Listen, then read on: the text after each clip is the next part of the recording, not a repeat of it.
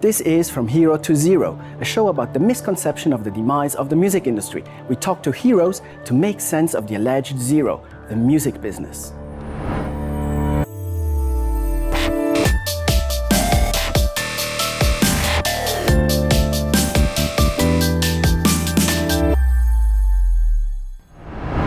Hi Melissa, how are you? I am very good.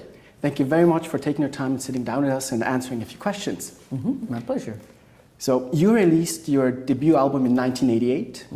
You've won Grammys, an Oscar, been around for so long in the rock scene, and you've been an essential part for it ever since, so for 25 plus years.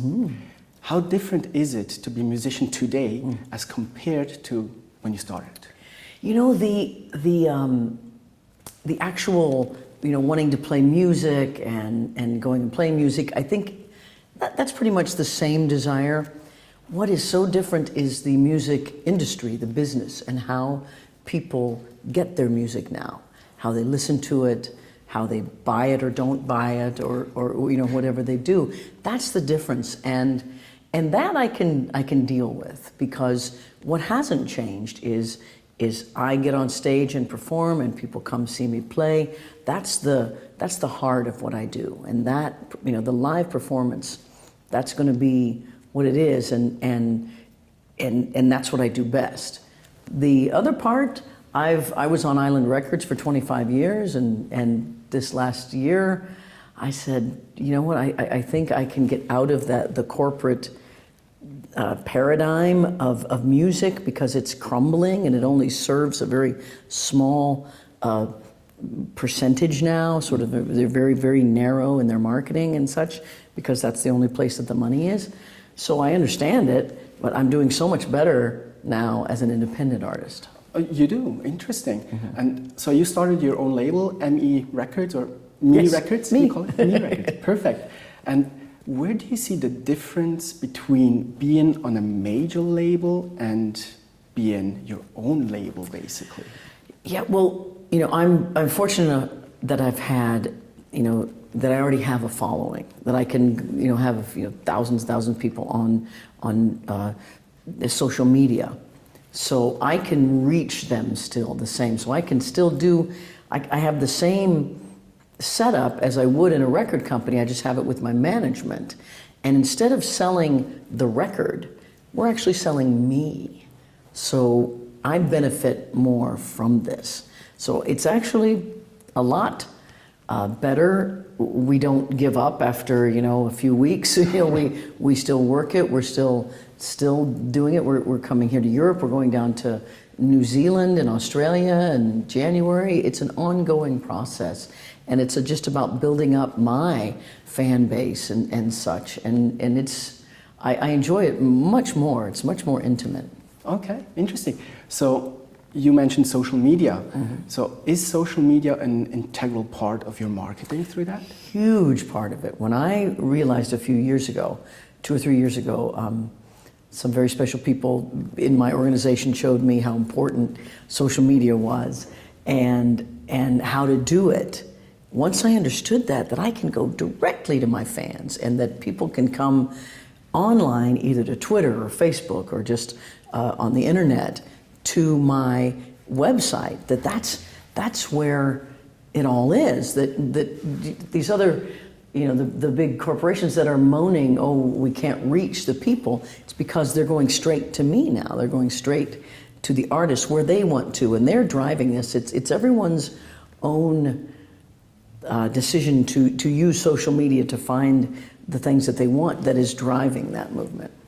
What was the trigger for you to understand that social media was such an important part in the music industry? Someone came up to you, you said. Oh, well, no, it was actually the guy who does my hair and makeup and styling, Paul. He very painstakingly showed me what I could do with Twitter, actually. He showed me how to go onto Twitter, what to do, how to build it up, how to get more followers, and we started out with just a few thousand. Now we're over 70,000. And the numbers are really great, and then they keep growing, and it's very exciting. Fabulous. Do you do you use your Twitter handle yourself?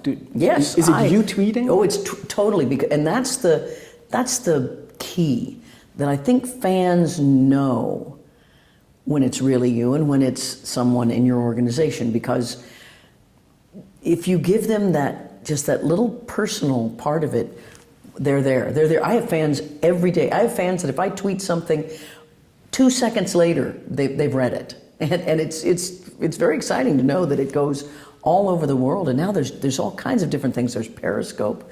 We've done Periscoping live we did a whole concert on Periscope. Really? And 7,000 people around the world watched it. It's Great. really delightful how I can reach my fans just straight, right? It's just straight away. And it's, I'm still learning about it, but it's a really great tool, I think. That's a very interesting point which you raised. So you streamed basically live your concert on Periscope. A few years ago, if someone else would have done it, because they can, right? They can just bring their cell phones and do it. It would have been piracy. Yes. So what's your take on the whole torrent? That's what's changing. That's what corporate music is really trying to hold on. And I understand, because it affects me. Copyright affects me. That's where I make a lot of my money. And yet trying to squash people sharing music, people excited and enjoying music is not working. I mean, it's obvious that so why not go with this is an app that in 24 hours it's gone. Sure, there's some people who are very computer savvy and can find a way to keep it, but they're the ones that are going to buy everything that I have anyway. So and coming to the concerts. Yeah, and come to the concerts and love the live shows. That's why they do it. So I have such my own opinion is, these are just really delighted people. If someone was doing it and then charging my fans and charging them, making thousands of dollars on it, yeah, we're going to shut that down. But this is just direct artist to fan, and I love it. Many artists and corporations, they think that streaming is bad for the corporations. So basically, some people might say streaming killed the music star. Would you agree with that? No. Streaming kills the middleman. Very well said. Yes, because the artist is the pure thing that people want to hear. They want to hear the songs, they want to go see it, they want to experience that. And that's what's driving the want to stream and all those things. That's what's driving that. So it's that middle corporate thing that's changing and looking like something else now. Yeah. And having your own music label, is it now more work in the end? Yes, in the end, I have to. It's more time for me just paying attention. Before I could kind of blame, it's them. Now it's all me. I have to look at where the money's going, what choices are we making for where am I going to be, where's the best place for this. Yeah, I have to be a businesswoman, and it's time I grew up, I think. So before that, you didn't pay too much attention to the business side of it? I did a lot. I was aware. I mean, I'm not completely, off it, but it wasn't your task, basically. It wasn't my task. Yes, I didn't need to, because they were going to do what the marketing, people from that company felt they were going to do. I didn't have much say so over that. Okay, and a very interesting thing was your last album This Is Me. The cover art is basically a mosaic of different pictures that, if I did my research correctly, your fans sent to you. Is that correct? Yes, that is correct. How did you go about that?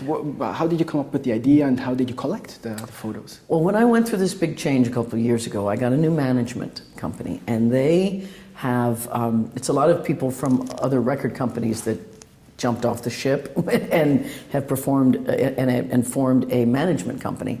And the marketing arm of that is really smart, and they are the ones who understood, okay, we need to drive social media up, we need to bring your fans and we need to let them know what's happening. And so it was actually their idea. They came to me and said, look, let's make a picture made up of the pictures of your fans. And then my stylist and I went further and said, let's make a picture of me made up of my fans. And it was like, this is me, a little bit of you, a little bit of me. It worked out And where did you gather the pictures? Did you put it on Facebook? Yeah, or? they sent it in to Facebook and to the website, and there's even an app that if you sent your picture in, you could find yourself on the photo and mark it, and it was a really fun little project. Interesting. So basically, you crowdsourced your Yes. cover art, right? Interesting. Very cool. And talking about crowdsourcing more, there are platforms like Pledge Music. I don't know if you know about that platform. Have you ever considered using crowdfunding, basically, to fund an album? I'm not there. Okay. Yeah, I don't need to. I still have companies that are willing to distribute and such, and so I haven't. That's not something I've looked into. Okay.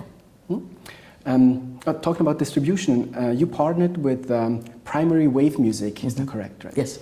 And they're a large independent music company who does the distribution for you. Why did you decide to partner with another independent label instead of going to one of the big threes? Well, because Primary Wave is my management company too.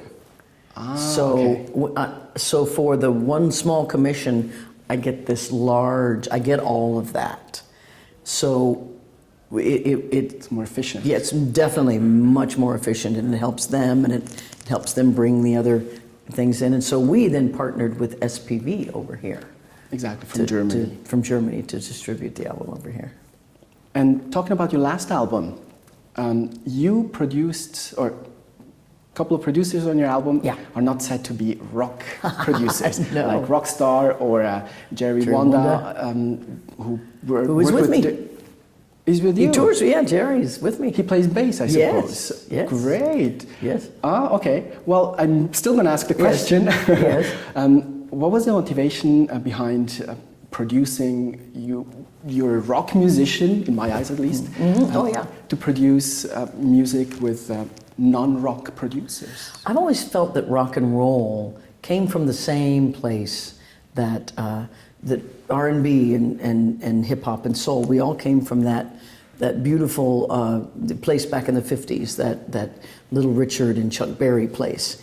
And I growing up in the Midwest of America, I listened to all kinds of music. I listened to Tammy Wynette, and I listened to the Commodores and Ohio Players and Parliament and Led Zeppelin, and it was all the same. And it's been so divided now into different genres that you think, these two can't ever be the same. And it's the same feeling, it's the same music. And when I got with Primary Wave, that was the one thing I said. I said, I want to do an album and I want to go outside of the box. I want people to go, what? And what's so funny is by doing that with Jerry, with Rockstar, I came up with even better rock and roll. It's, Monster and Ain't That Bad. They've got huge beats, but they still got the guitars, and it's still me right in the center. And so that experiment on my part, I feel really worked. That people are even saying, well, this sounds like your old stuff, when I could not have done it more different than I usually do. Sure. Do you think you would have done the same thing 20 years ago, maybe on Little Secret? I wonder, what? I actually was always interested in doing something different. You can hear every now and then, like my third album, Never Enough, I really tried to start incorporating more beats and such, and I didn't have the right people around me. It didn't quite, hold. And I've always kind of tried to do this, and it wasn't until this year I said, I'm going to go out, I'm going to find someone who's like already there and is willing to work with me.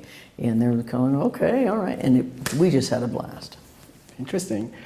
Today, music consumption changed, as we all have realized by now. Yes.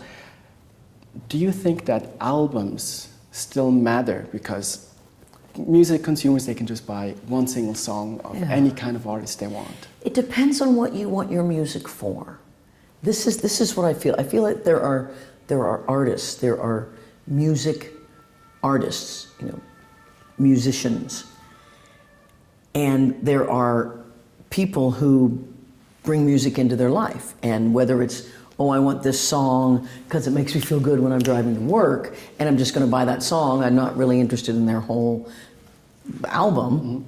Or I know that a lot of my listeners, they want they want an hour with me. They want a whole experience. They want to know where I am, the art form that is an album. So I think it will exist on many different levels. I think that an album is always something you can get. I mean, we'll see what the next thing I release is. Is it going to be an EP? Because I can do that now. Exactly. You know, 4 songs or something, or is it going to be a full thing? I don't know, but I feel that the album as a piece of art will stay, maybe in a limited form, but I think that it's still an art form for a lot of musicians. Great. Well, Melissa, thank you very much for the very interesting interview, and all the Thank best you. for the future. Thank you. Thank you. Bye.